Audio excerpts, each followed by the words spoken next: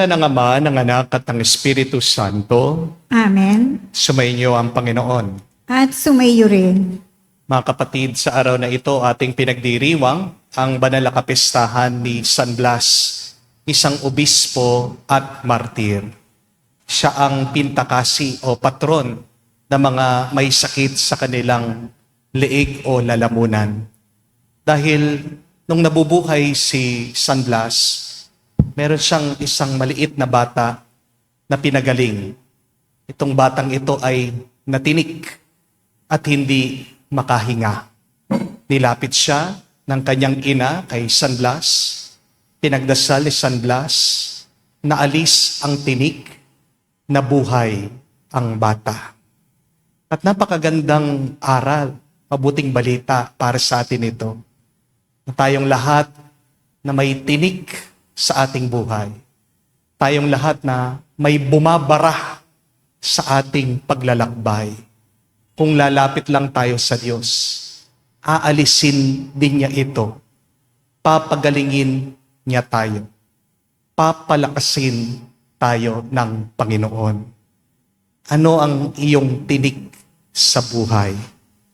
Maaaring yan ay ang iyong galit, yan ang iyong takot, ang iyong mga problema, pagsubok, o maaaring ang iyong kasalanan na gusto mo nang iwanan. Ano man ang iyong tinik o bumabara sa iyong buhay, kapatid, sa banal na misang ito, tayo magpakumbaba, tayo magtiwala sa Diyos, na tayo ay Kanyang tutulungan at tayo ay bibigyan ng panibagong lakas at pag-asa. Sa napakaraming beses na kung saan tayo nagduda sa Diyos, tayo'y sumuko na, tayo'y nakasakit sa iba. Hilingin natin muli ang awa at pagpapatawad ng Diyos. Inaamin ko Sa makapangyarihan Diyos at sa inyo mga kapatid, nadubha akong nagkasala sa isip, sa salita, sa gawa at sa aking pagkukulang.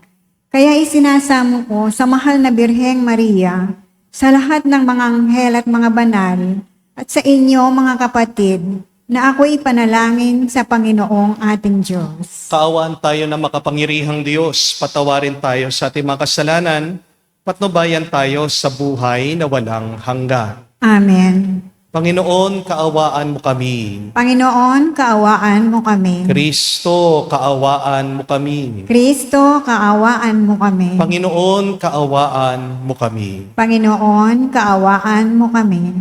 Manalangin tayo. Ama namin makapangyarihan, dinggin mo kaming dumadalangin kaisa ni San Blas na iyong martir, upang ang kapayapaan at pagkakasundo ay makamtan namin araw-araw. At sa iyong paglingap, sumapit nawa kami sa walang maliw na buhay. Sa pamagitan ni Jesucristo kasama ng Espiritu Santo, magpa sa walang hanggan. Amen.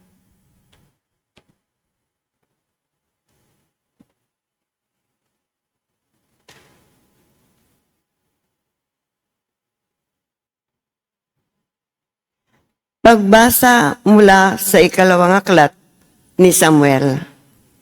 Noong mga araw na yon, natagpuan ng ilang kawal ni David si Absalom. Nakita nila itong nakasakay sa mola. At pagdaraan sa ilalim ng isang malaking puno ng ensina, nasabit ang ulo nito sa mga sanga.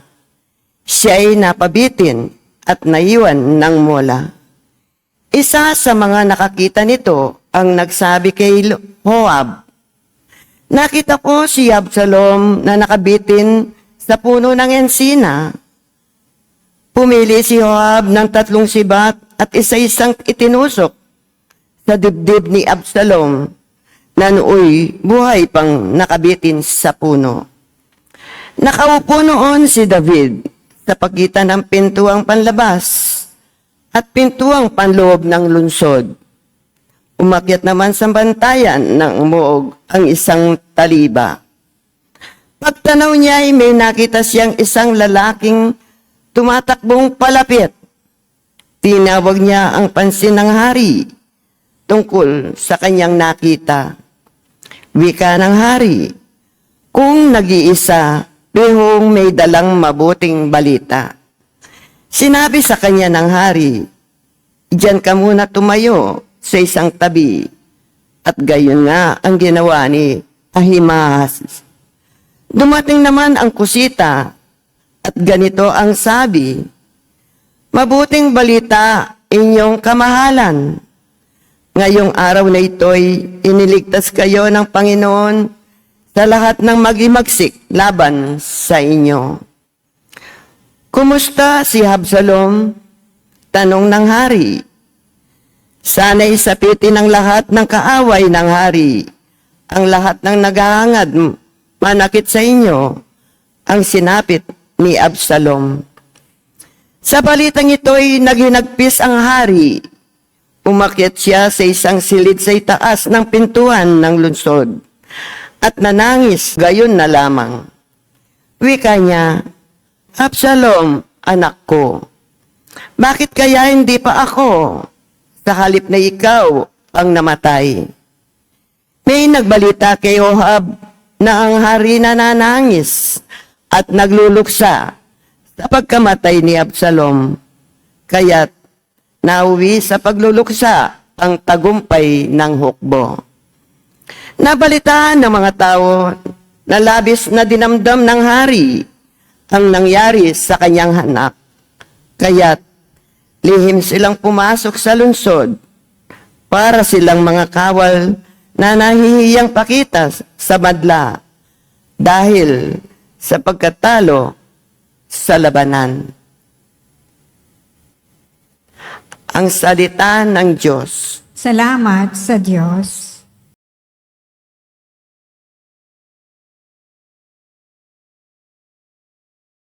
Buon sa aking dalangin, ako sana'y iyong dinggin. Poon sa aking dalangin, ako sana'y iyong dinggin. Sa aking dalangin, ako iyong dinggin. Tugunin mo poon ang aking pagdaying. Ako'y mainan at wala nang tumingin. Yamang ako'y tapat, ingatan ng buhay. Lingkod mo'y ligtas sa kapahamakan. Pagkat may tiwala sa iyo kailanman. Poon sa aking dalangin, ako sana'y iyong dinggin. Ikaw ang aking Diyos, ako'y kahabagan. Sa buong maghapoy, siyang tinatawagan. Poon ang lingkod mo'y dulutan ng galak, sapagkat sa iyo ako tumatawag. Poon sa aking dalangin, ako sana'y iyong dinggin. Mapagpatawad ka at napakabuti sa dumadalangin at sa nagsisisi. Ang iyong pag-ibig ay mananatili. Pakinggan mo poon ang aking dalangin. Tulungan mo ako. Ako'y iyong dinggin. Poon sa aking dalangin, ako sana'y iyong dinggin.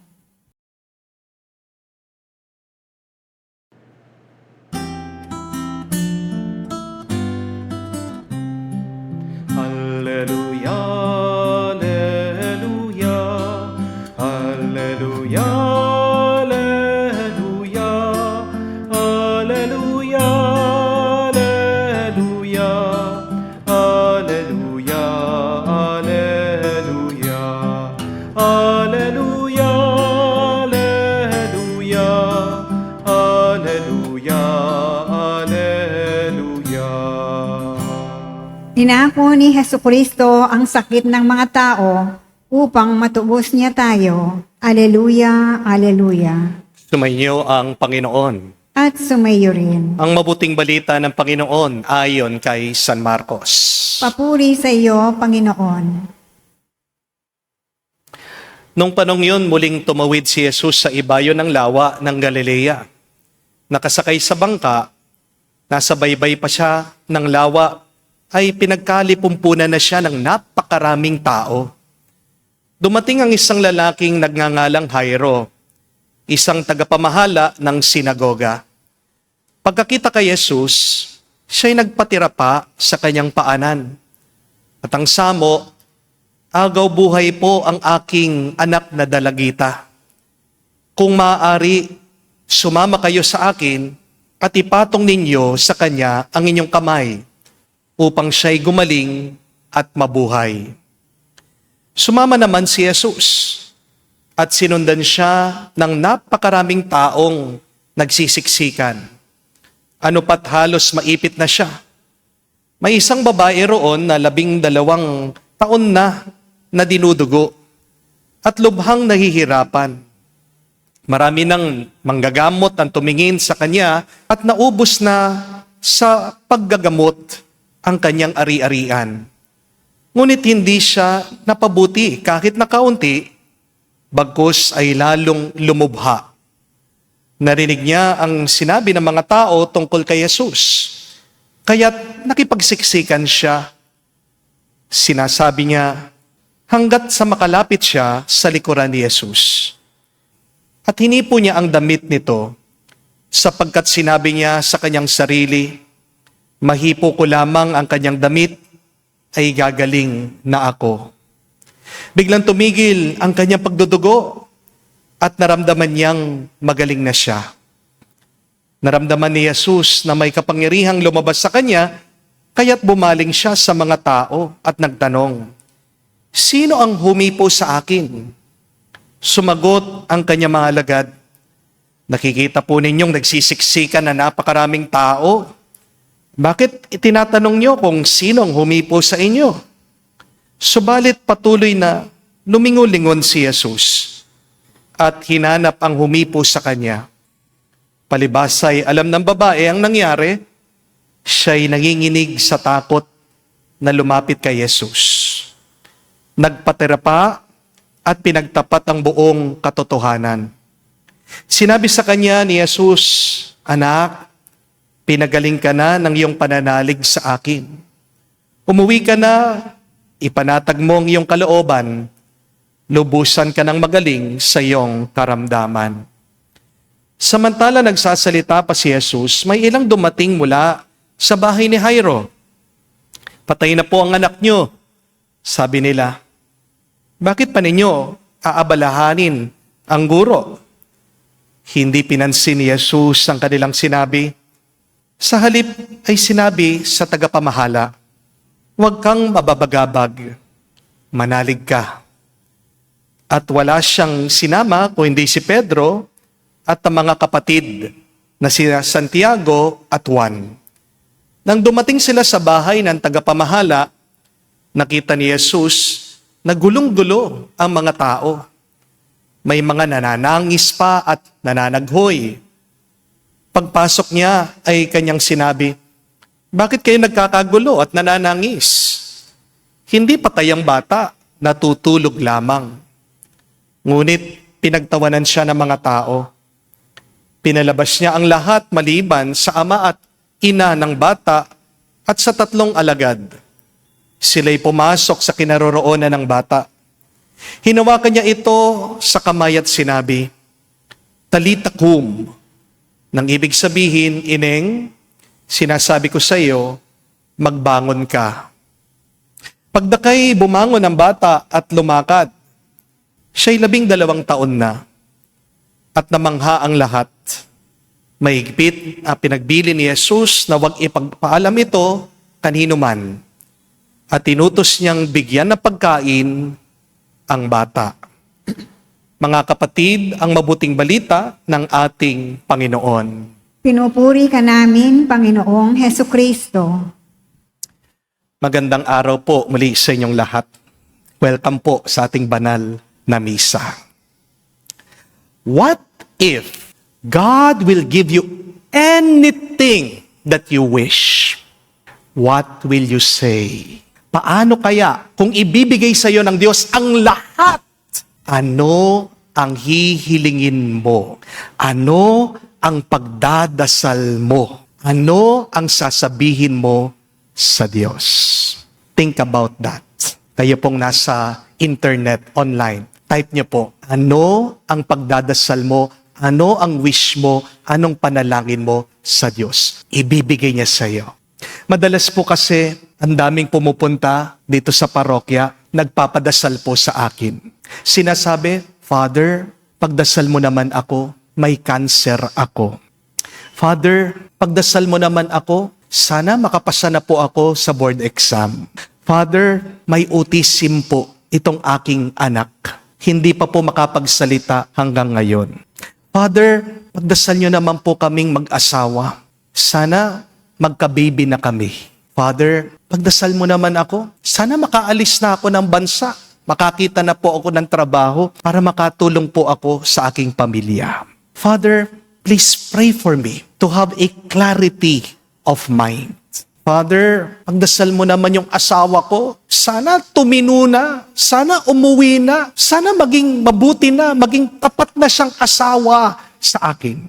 Pero nga po nung minsan, lumapit sa akin, nagdadala ng aso eh. Alam niyo sabi, Father, pwede niyo bang binyagan? Bakit?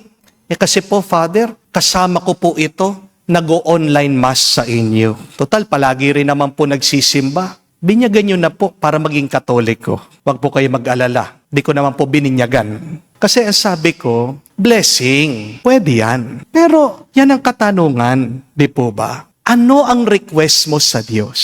Ano ang hinihiling mo sa Panginoon? Sigurado meron. Di po ba? All of us have a desire. All of us have a wish.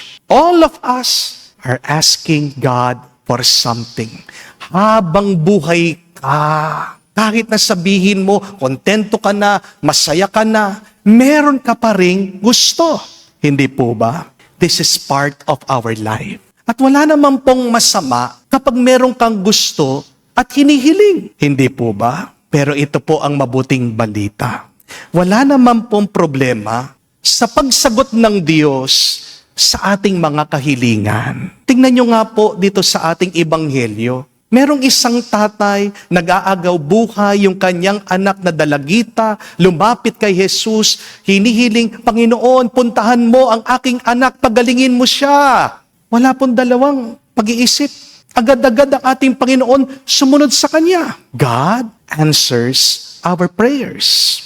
God provides for our needs. God will give you what you desire if it is for your own good. Pero ano talaga ang problema sa ating buhay? Tayo. At ano ang problema natin madalas?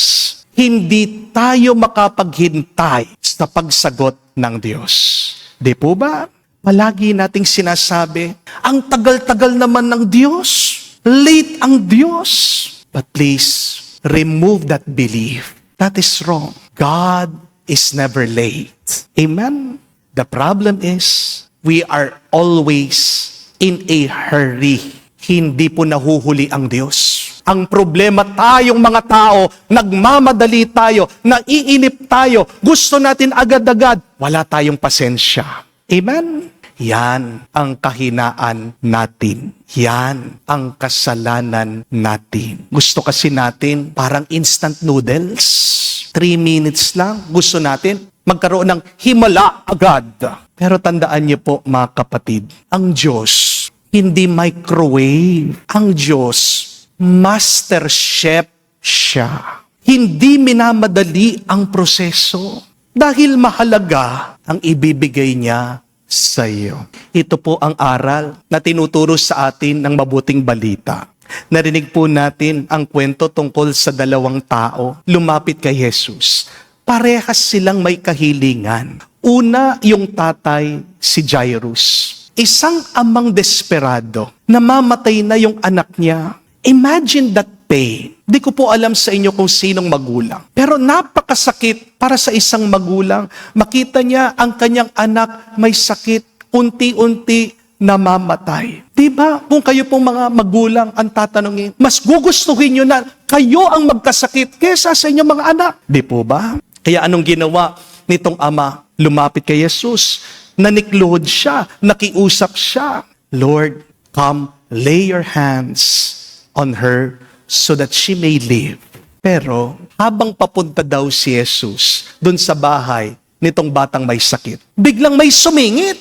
Isa pong babae, 12 years nang dinudugo, may sakit. Parang traffic na sa kalsada, nagmamadali ka, life and death situation, may sisingit pa. Sigurado po, kung ikaw yung tatay na yon, kung ikaw si Jairus, di ba? Maiinis ka. Kasi nauna ka eh. Maaring kung ikaw yung amang yon, sasabihin mo, Panginoon, bilisan mo. Emergency. Di ba? First come, first serve. Nauna ako kaysa sa babaeng yan. Bakit binibigyan mo pa ng oras at panahon? Pero pansinin niyo po, si Jesus, hindi siya nagmamadali. Huminto siya, hinanap pa niya yung babae. Ang tanong, bakit? Kasi gusto tayong turuan ng Diyos. Hindi nahuhuli ang Diyos. That is the good news. Remember that God is never late.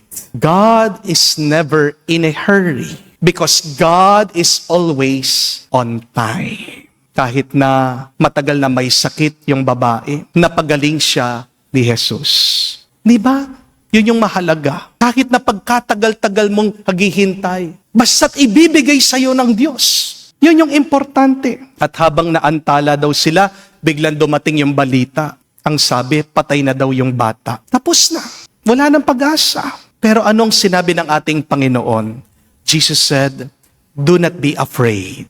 Just have faith. Magandang paalaala po yan. Kung aburido ka na, kung nagmamadali ka, kung nawawalan ka na ng pag-asa, keep on repeating those beautiful and inspiring words of Jesus. Say that to yourself. Do not be afraid. Just have faith. Mga kapatid, ito po ang mahalagang aral na habang naghihintay ka, may ginagawa ang Diyos. Amen? Yung akala mong delay, yan ay divine preparation. Akala mo, tahimik ang Diyos. Pero may ginagawa siya behind the scenes.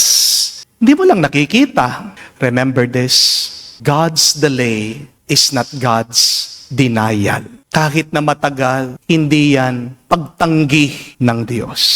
Minsan, hindi naman agad-agad ibibigay ni Lord sa iyo eh. Dahil gusto ng Diyos, palakasin ka muna. Amen? Tingnan niyo po yung babae na dinudugo. 12 years siya naghirap. 12 years siya naghihintay. 12 years siyang umaasa. Hindi naman niya hiniling na yakapin niya si Jesus. Hindi naman din niya ninais na kausapin niya ang Panginoon. Ano ang pananampalataya nitong babae? Ang sabi niya, mahawakan ko lamang yung kanyang damit, gagaling na ako. Ganun po katatag ang pananampalataya ng babae. Mga kapatid, minsan, hindi naman hadlang ang oras at panahon eh. Ano talaga ang problema natin? Nagkukulang lang tayo sa tiwala sa Diyos. Amen? It's never really about the time. The real problem with us is our lack of faith. The real problem with a lot of us is that we have a weak faith. Kaya, tandaan niyo po that faith is trusting God even if you do not understand His timing. Kaya kung naiinip ka, kung nagmamadali ka, kung nasisiraan ka ng loob, anong kailangan mong gawin? Magdasal ka because prayer strengthens our faith. Amen? Worrying about your problem will not solve it. Sino po sa inyo sa kanyang pag-aalala na bigyan ng solusyon yung kanyang problema? Sabihin niyo po, meron po ba? May magte-testify ba? Sabihin niyo po sa akin para ako din po mag-alala na rin. Wala po. Pero marami po sa atin magpapatotoo dahil sa kanilang pananalangin, lumakas ang kanilang pananampalataya at dahil sa kanilang pananampalataya, nakatanggap sila ng milagro at himala galing sa Diyos. Kahit naman magmadali ka, hindi naman agad masasagot yung iyong problema. Madalas nga, pag nagmamadali ka, mas dumaragdag pa, nanganganak pa yung iyong problema. Di po ba? Magalit ka man sa Diyos. Hindi naman niya ibibigay sa iyo yung iyong gusto. Kung hindi pa naman tamang panahon. Amen? Because God does not act on a schedule. Rather, God acts out of love, out of concern for your own good. Kaya imbis na mainis ka, kapatid, ito po yung tatlong magandang dasal. Sabihin niyo po, panalangin niyo, kapag naiinip na kayo, kapag nagmamadali na kayo sa inyong buhay. First, pray this. God, I trust in your plan, even if I do not understand your timing. But second prayer say, God, teach me to be patient while you are preparing what is next for me. But third prayer is, say, God, I believe that you will show up on the right time because you have never failed me before. Huwag niyo pong kalimutan ang tatlong napakagandang dasal na yan. Una, sabihin mo, Panginoon, turuan mo kong magtiwala kahit na hindi ko nauunawaan ang iyong ginagawa. Pangalawa, sabihin mo, Panginoon, turuan mo kong magkaroon ng pasensya habang hinahanda mo ang isang magandang biyaya at grasya para sa akin. At pangatlo, sabihin mo, Panginoon, turuan mo kong magtiwala dahil sa tamang panahon, ipagkakaloob mo ang para sa akin dahil hindi mo pa ako binigo sa aking buhay. Mga kapatid, tandaan niyo po, ang paghihintay ay paghahanda. God's delay is not a punishment. It is preparation. Kasi minsan, yung akala mo, kailangan mo ng healing, ang talagang binibigay sa iyo ng Diyos, deeper faith. Amen? Yung akala mo, kailangan mo success, tagumpay, ang talagang kailangan mo, ibibigay ng Diyos, stronger character. Yung akala mo, ang kailangan mo, mabilis na sagot, pero ang ibibigay sa iyo ng Diyos, isang bago at malinis na puso. Finally, remember, God is on schedule. Kay Jairus, yung tatay ng bata, umiyak, nalungkot, iniisip patay na yung anak niya. Pero para sa ating Panginoong Hesukristo, buhay pa siya, may pag-asa pa. Kaya nga, nung dumating si Jesus, ano po ang sabi niya? It's not too late. Hindi pa huli ang lahat. At sinabihan niya yung bata, Talita kum. Ibig po sabihin, little girl, arise. Tumayo ka. Ang ganda po ng paalaala niyan sa atin. Kung may patay ka ng pangarap, kung may relasyon ng nanlalamig, kung may pag-asa ka na nilibing na, lumapit ka sa Panginoon. At ang Diyos ang magsasabi, mabuhay ka, tumayo ka, tumindig ka, arise. Kayang buhayin ng Diyos. Ang akala mong patay na, ang akala mong tapos na. Yan ang ating pag-asa. Kaya huwag kang matatakot kapag natatagalan ang Diyos sa pagsagot sa iyong mga panalangin. Because sometimes, remember this, the greater the delay, the greater the miracle. Kahit na matagal ang paghihintay, mas malaki namang pagpapala at grasya ang hinahanda niya para sa iyo. So today, don't just ask God for blessings. Ask for greater faith. Dahil kapag meron kang pananampalataya, lalakas ka sa iyong paghihintay at maniniwala ka at magtitiwala ka. Hindi late ang Diyos, palaging on time ang Panginoon. Amen? Believe, my dear friends, God's time is better. God's timing is the best. Because when God moves, everything will fall into place. And God will provide not only for your happiness, but for your peace and for your salvation. Manalangin po tayo sa banal na misang ito. Sabihin natin, Panginoon, turuan mo kami na magtiwala, na maniwala, na maghintay. Dahil alam namin na ibibigay mo hindi lang isang milagro, pero ang tunay na makakabuti sa amin ngayon at magpakailanman. Amen. Tumayo po tayo. Alay po natin sa Diyos ang ating mga dasal at panalangin at ating sabihin, Panginoon, dinggin mo kami. Panginoon, dinggin mo kami. Ang simbahang Katolika sa buong daigdig naway maging simbolo ng nagpapagaling na gawain ni Kristo sa pamamagitan ng kanyang pag-aaruga sa mga may karamdaman sa pangangatawan, isip at diwa. Manalangin tayo sa Panginoon. Panginoon, dinggin mo kami. Tayong lahat naway makilahok at makiisa sa mga nagnanais na mapanatili ang kalusugan at kalinisan ng ating kapaligiran. Manalangin tayo sa Panginoon. Panginoon, dinggin mo kami. Ang mga doktor at mga nurse at yaong mga nag-aalaga ng mga may sakit, Naway maipakita nila ang habag at kahinahunan ni Kristo sa pangangalaga lalo na sa mga maliliit nating mga kapatid. Manalangin tayo sa Panginoon. Panginoon, dinggin mo kami. Sa katahimikan po ng ating puso, sabihin natin, banggitin natin sa Diyos ang ating mga personal na pangangailangan.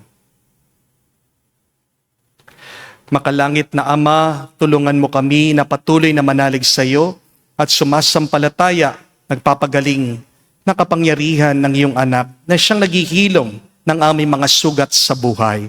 Hinihiling namin ito sa pamagitan ni Kristo, aming Panginoon. Amen.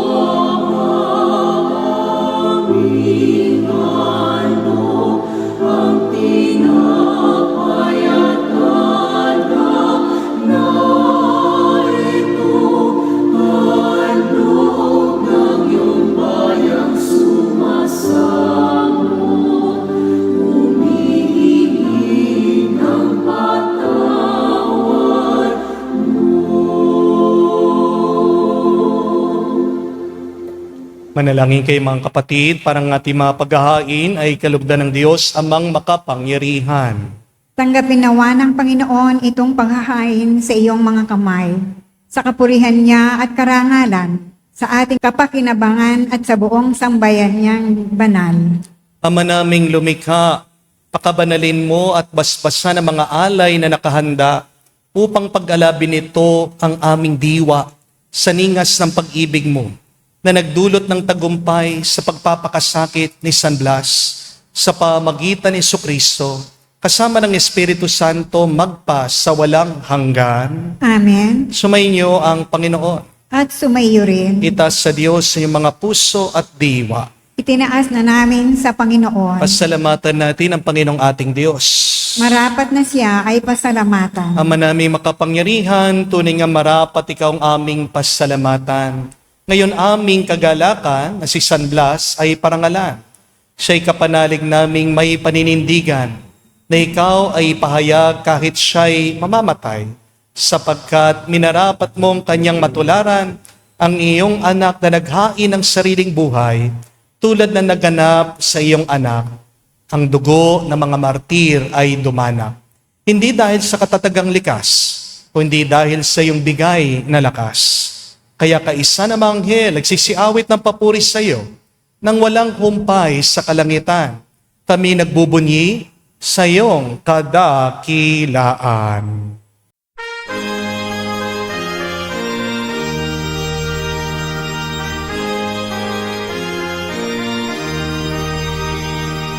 Santo, Santo, Santo, Panginoong Diyos ng mga hukbo. Napupuno ang langit at lupa ng kadakilaan mo. Hosana sa kaitasan, pinagpalang na paninito sa ngalan ng Panginoon. Hosana sa kaitasan, Hosana sa kaitasan.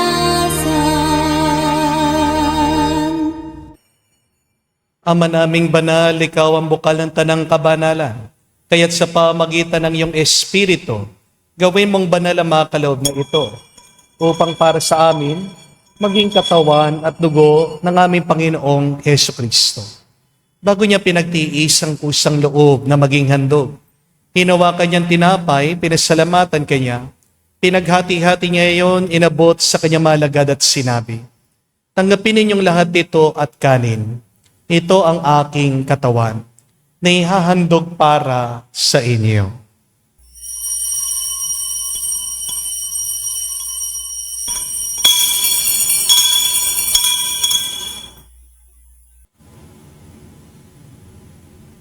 Gayon din naman na matapos ang hapunan, hinawakan niyang kalis. Muli kanyang pinasalamatan. Nabot niya ang kalis sa kanyang malagad at sinabi, "Tanggapin ninyong lahat ito at inumin. Ito ang kalis ng aking dugo, ng bago at walang hanggang tipan. Ang aking dugo na ibubuhos para sa inyo at para sa lahat, sa ipagpapatawad ng mga kasalanan. Gawin ninyo ito sa pag-alaala sa akin."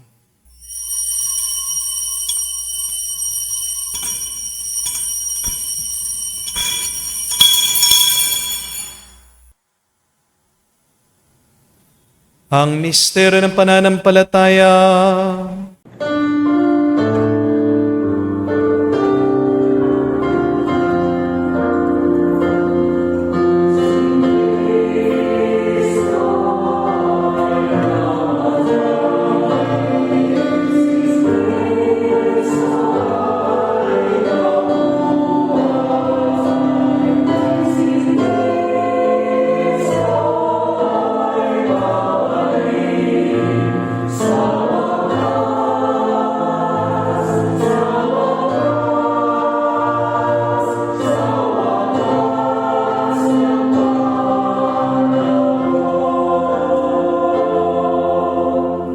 Ang mga ginagawa namin ngayon, ang pag-alaala sa pagkamatay, muling pagkabuhay ng iyong anak.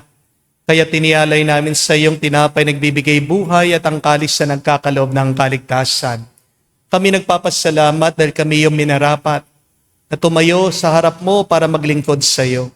Sinasamo namin kami magsalo-salo sa katawan at dugo ni Kristo ay mabuklod sa pagkakaisa sa pamagitan ng Espiritu Santo. Amalingapin mong iyong simbahan, laganap sa buong daigdig.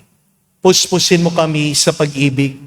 Kaisa ni Leon ang aming Santo Papa, si Florentino aming Arsobispo at ng Tanang Kaparian.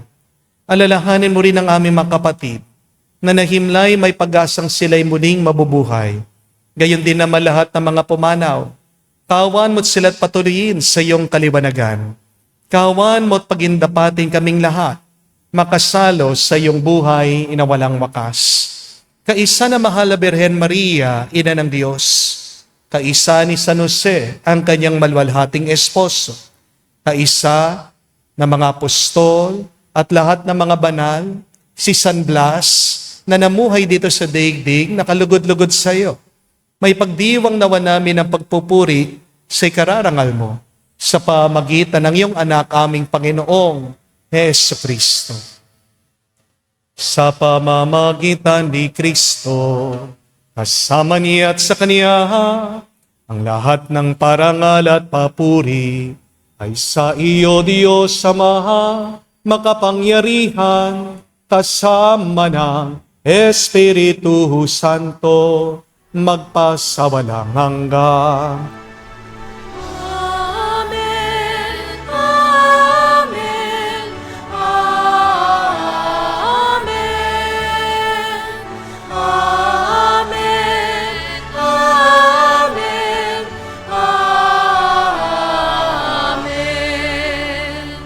Sa nakagaling na utos sa turo ni Jesus sa Panginoon natin at Diyos, ipahayag natin ang lakas, loob.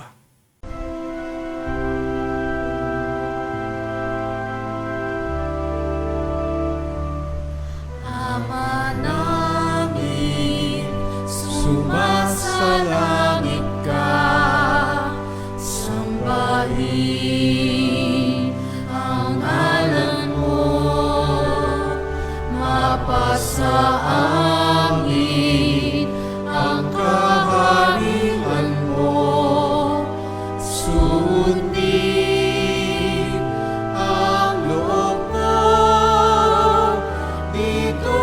sa lupa,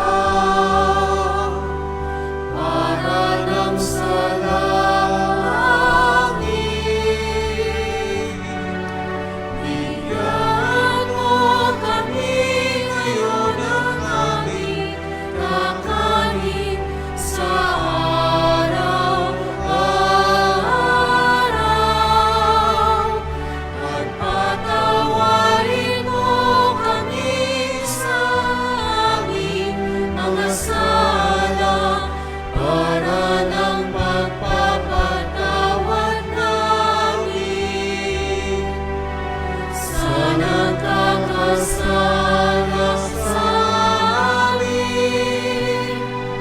At huwag mo kaming ipahintulot sa tukso, at iadya mo kami sa lahat ng masama. Hinihiling namin kami adya sa lahat ng masama, pagkalooban ng kapayapaan araw-araw, ligtas sa kasalanan, ilayo sa lahat ng kapamakan. Samantalang aming pinanabikan ang dakilang araw ng pagpapahayag ng tagapagligtas naming si Hesus Kristo. Sapagkat iyo ang kaharian at ang kapangyarihan at ang kapurihan magpakailanman. Amen. Panginoong Hesus Kristo, sinabi mo sa mga apostol, kapayapaan ang iniiwan ko sa inyo. Ang aking kapayapaan binibigay ko sa inyo. Tunghayan mong aming pananampalataya. Huwag ang aming pagkakasala. Pagkalooban mo kami ng kapayapaan at pagkakaisa. Ayon sa iyong kalooban, kasama ng Espiritu Santo, magpa sa walang hanggan. Amen. Kapayapaan ng Panginoon ay laging sumainyo. At sumaiyo rin. Magbigayan po tayo ng kapayapaan sa bawat isa. Peace with you po. Kapayapaan po sa inyong lahat.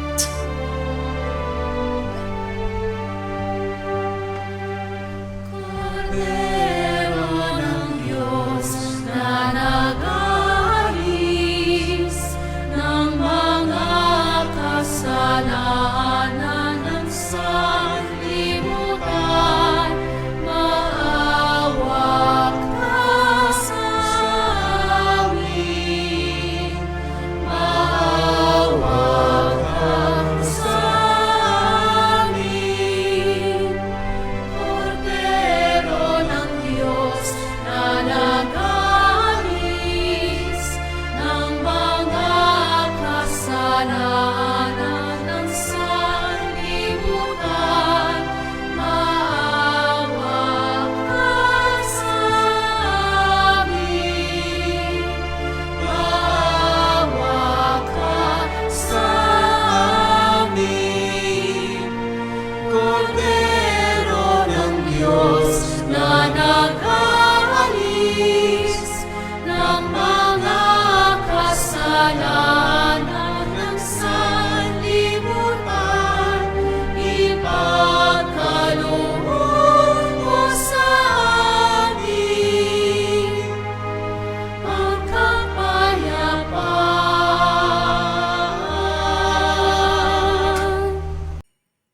Mga kapatid, naririto ang ating Panginoong Jesucristo, ang Kordero ng Diyos. Siya nag-aalis ng mga kasalanan ng sanlibutan. Mapalad tayong lumalapit sa piging ng Kordero. Panginoon, hindi ako karapat-dapat na magpatuloy sa iyo, ngunit sa isang salita mo lamang ay gagaling na ako.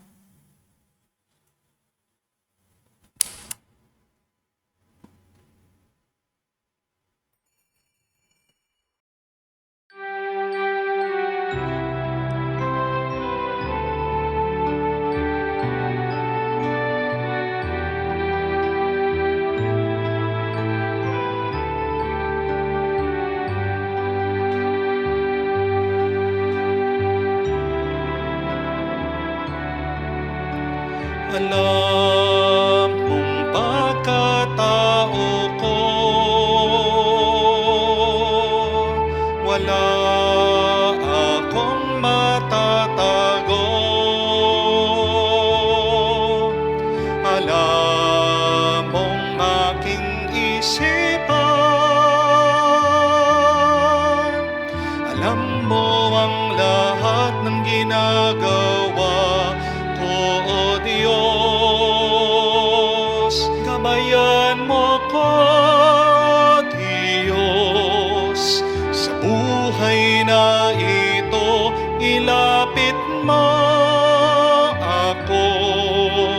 Sa pagmamahal mo, dalhin mo ko, Panginoon, sa kalangitan, buhay kasama mo.